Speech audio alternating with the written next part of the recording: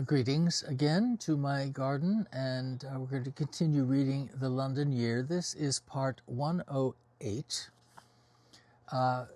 Terry and Colin have arrived with the Finn's portrait of Sebastian at Francesca's manor house in the countryside.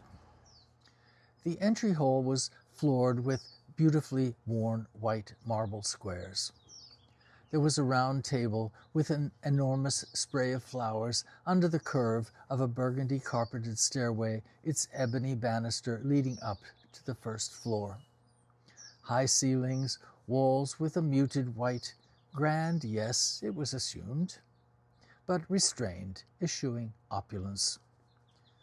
The two rooms I glimpsed from the entry hall, a large sitting room and a smaller library, had that same restraint. I also saw some of the large family portraits that Colin always joked about, but against pale blue walls in a room full of windows, even at night, they didn't look as shifty as he depicted. Quite the opposite. Here were the families and the children and the pets too, as faithful footnotes, all of whom passed through this house generation after generation. Personal ownership yielded to the duty of stewardship. The current Baron and his daughter, the Baroness Francesca, were caretakers, as were their inherited titles, to be passed on, or perhaps, in Francesca's case, die with her. "The powder room is in there," Francesca said, pointing to a short corridor off the entry hall with a single door on each side. I followed Colin's lead as he pointed to one door, which I entered, and he took the other. Ah, so there were two powder rooms, perfect for entertaining. Mine was clad entirely in gold-streaked dark blue marble. The patina suggested it might have been original. Kings may have stood before this toilet after a long carriage ride from London, I thought, as I took a much-needed pee.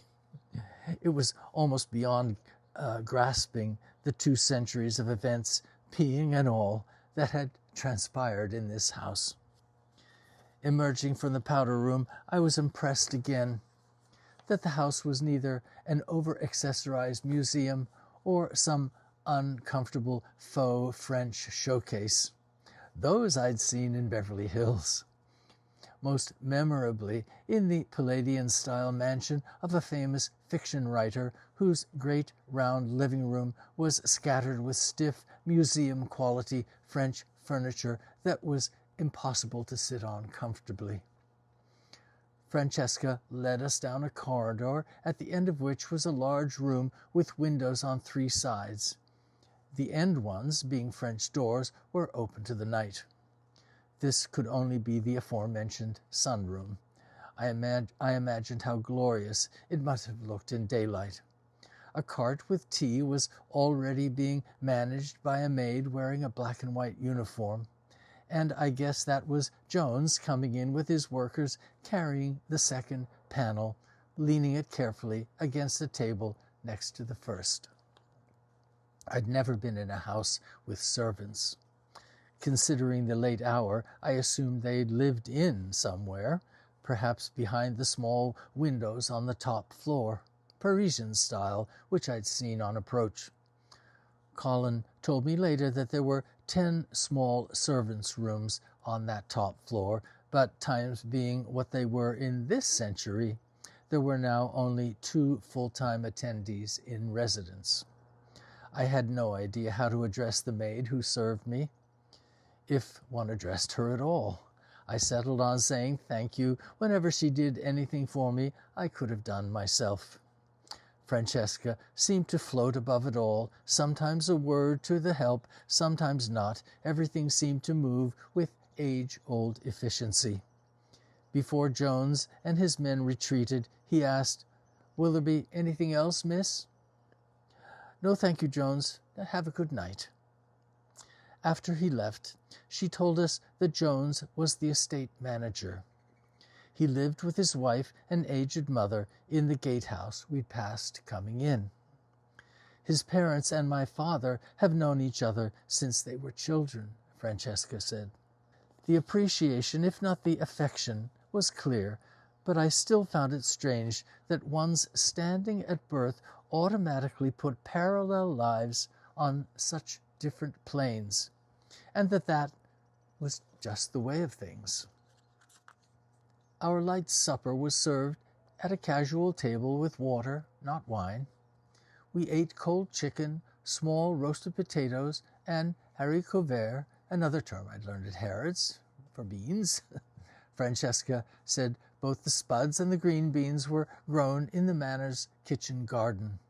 For dessert, there was sweet and tangy strawberry ice cream made with cream from the farm's own goat's milk. So rich and delicious, I thought I'd died and gone to heaven.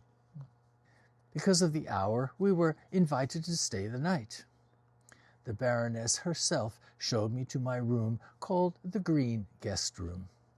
It had 2 tall windows opposite twin poster beds with canopies. The pale green walls were silk, she said, hand-painted in the 1920s with a widely spaced web of thin vines accented by dark green leaves and tiny orange berries. The view from my window faced the rear of the estate. I saw no lights in the indeterminate distance, but I marveled to think of the wildlife, the deer, boar, foxes, and rabbits that had lived undisturbed in this peaceful landscape for countless critter generations.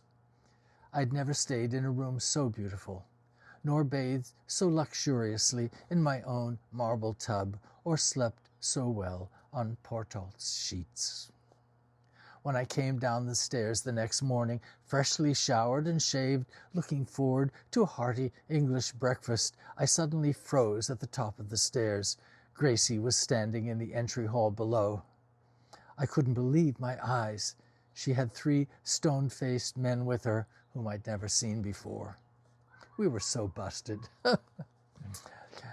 After a deep breath, I continued down the rest of the staircase, hoping for a moment that I came off like I belonged there, and she didn't. "So, are you the good cop or the bad cop?" I called. Outside the open front door, I saw a small moving van, one a lot nicer than ours. "Don't mess about, Terry," she said, all no nonsense. "You're lucky we don't press charges." "There's that we again," I said, approaching her face to face. "Sebastian is ready to forgive and forget." "Oh, is he? Oh, that's very big of him." "It is, Terry, considering how complicated things could get." She indicated our surroundings, implying the scandal it was her power to ignite. I had my eyes on the 3 goons behind her. At that moment, Colin walked in, followed by Francesca. "The jig is up, Terry," Colin said. "Jones is moving them now, Gracie," said Francesca, ready to make light of the situation. "And quite an adventure, I'd say." "Best to say nothing, darling," Colin said quietly. "I'm told it's a marvelous piece," Francesca replied, ignoring Colin. "You can't tell a baroness what to do." "I wouldn't know, Francesca," Gracie said coldly. "Nor does Sebastian, and I think that's what gripes him most." I saw her point. Then Jones stuck his head in at the front door. "All done, miss," he said. Gracie and Francesca turned and said thank you at the same moment. Then heads spun around. They glared at each other, a clash of the classes, arm wrestling over authority, neither ready to be usurped. In the tense silence that followed, Colin and I had to hide our smiles. It was one of the most priceless moments of my life. After the van left, we had an uncomfortable breakfast in the east-facing morning room. Francesca said this wallpaper was designed by her grandmother. The rich, dark color was called Bishop's Plum. Colin and I were barely listening, still feeling the sting of losing an unwinnable war. As we departed, Francesca summed things up philosophically, echoing Tess's words. "There was no winning this, chaps. What's done is done." A few hours later, Colin dropped me off outside Tessa's flat. I knew I'd see him only one more time when I handed over my keys to the flat, but the moment still felt like an ending. "Thank Francesca for everything," I said, my voice unsteady. I think Colin was feeling misty too. We shared an awkward hug and went our ways. Okay, good place to stop, huh? Okay, we'll continue next time. Thank you for following along with the London Year. Bye-bye.